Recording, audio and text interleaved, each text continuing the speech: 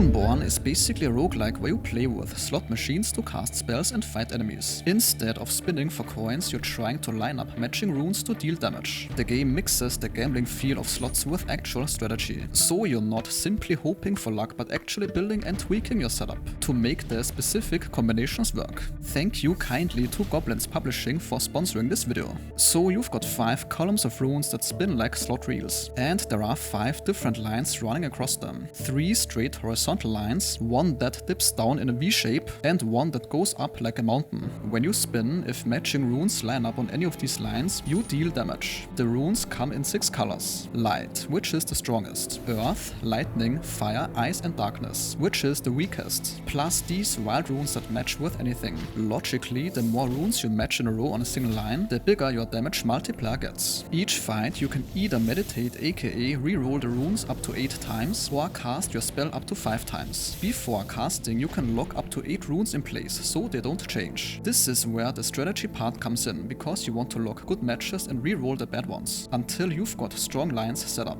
Once you're happy with your setup, you cast and deal damage based on what lines up. If the enemy survives after your 5 casts, you lose. Between fights you get coins and discover shops. You can add new runes to your columns, remove ones you don't want, and modify existing runes with amulets and auras. The amulets add special effects like extra damage or scaling that grows over time. Auras do things like reroll if it doesn't match, or add damage from the bottom row to the row above it. The real depth comes from trinkets. There are 150 of these, and they are where most of your power comes from. Some simply add flat damage or multipliers to your attacks. Others let you trigger runes multiple times, give you extra locks, or make runes match with different elements than normal. You can stack trinkets together to create combinations that multiply your damage into ridiculous numbers. You furthermore get scrolls, which are one-time use abilities. These can do stuff like swap runes around, morph a rune into a different element, or conjure random items. The game has a map where you pick your path through enemies. Each enemy shows you how much damage you need to deal in order to beat them and what reward they give. Some enemies have special abilities that mess with your board. You can choose riskier paths with tougher enemies for better rewards, or play it safe. After every few fights you get your meditation rolls back and face a boss. The game does have enough trinkets, amulets and runes that no 2 runs feel the same.